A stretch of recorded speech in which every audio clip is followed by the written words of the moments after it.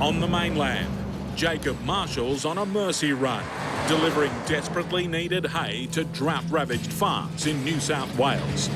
Last year there was just cattle everywhere down here, Matt, and now there's none. With little feed left, they're having to buy in hay from other states to keep their stock alive. I've seen firsthand how the drought has affected people mentally and physically. They've kind of lost their hope. Jacob's on an 1,800-kilometre run from Nil in Victoria's south, hauling urgently needed hay to Glen Innes in New South Wales. So we're just running down to the farmer's paddock. It's a challenging load in punishing temperatures. 3 trailers, 87 bales, with a gross weight of 90 tonnes all up. Comes at quite a large risk on hot days. Wheel bearings getting hot, or overheating brakes, or self-combustion. The wet hay under the fierce sun undergoes chemical reactions, building heat like a compost pile, and the bales can catch fire. The danger of his load self-combusting is not Jacob's only worry. Wind-blown embers from the bushfires burning in New South Wales are also a concern. I'll be just calling it as we go, and you have to be very careful of the load catching on fire or getting trapped in a certain area without expecting it. But with drought-stricken farmers desperate for his load, Jacob is undeterred. All done and loaded, and we'll get out of this paddock and get weighed and on the road. We'll just pull up in Nil tonight and get going early in the morning. Dawn and dusk are notoriously dangerous times to be on the road. Jacob will need to be on high alert for wild animals and oncoming traffic. Whoa. Suddenly ahead, a truck has strayed dangerously across the road.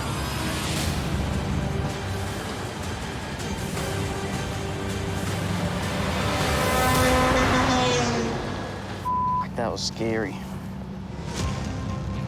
Yeah, bloody shit myself. It's a bit of a funny day. Looks a bit overcast, but it's not really. It's smoke from the bushfires.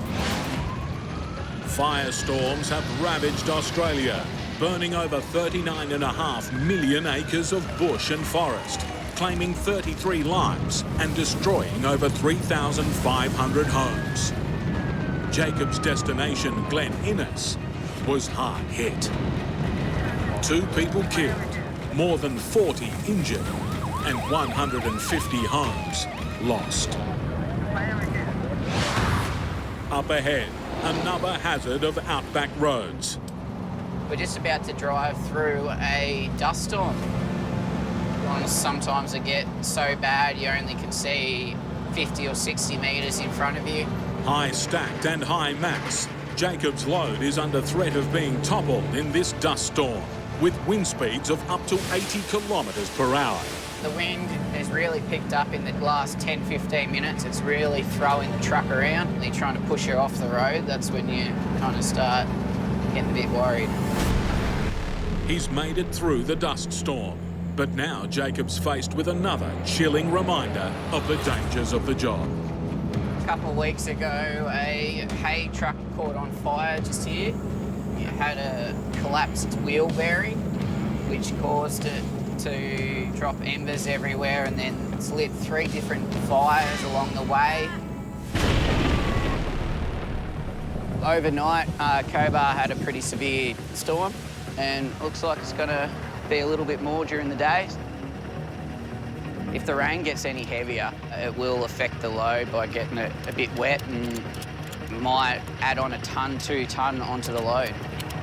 Looks like everything's in order, so we'll be right to head off for the morning. Just coming up to the final haul into Inverell. Then we'll go to the cattle sale yards and split the trailers up. Jacob breaks down his rig and unhooks a trailer as restrictions only allow him to haul one at a time on the road into the farm. One trailer off and then come back and get the B-double set. To make it to John Sutton's farm, There's another obstacle Jacob must overcome.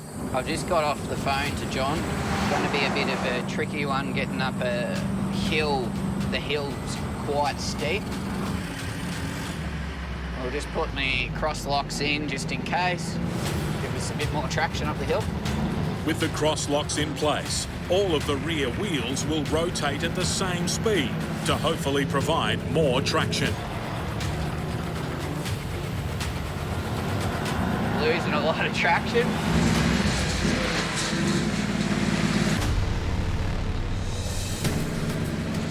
Bit of a run up.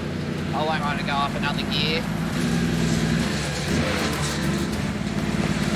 Losing a lot of traction. Nearly gonna just make it, I'd say.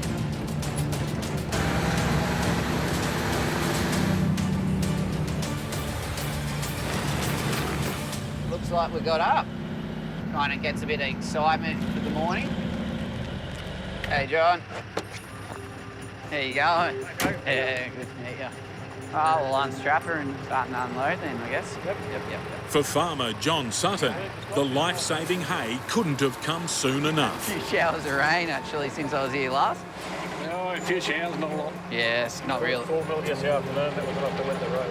Still need plenty of it. Heaps. Yep. His daughter, Kimberly, is delighted by Jacob's arrival. So we're very grateful for you. It'll alleviate the pressure a bit. Recent rains have brought new life, but looks can be deceptive. Looks green here, but it's obviously just a green tinge with no feed cover at all, just mostly weeds and... Yeah, it's usually what happens, isn't it? And just nice crop of weeds that come through that don't have much nutritional value in them at all. So I got the first load off and I'll go back and get my other trailer. The Suttons now have enough feed for their 200 cows for the next 10 days. 8 bales going out every second day. Happy day for the cows today. They'll come running down from the hills and that for that. Hey girls, come on.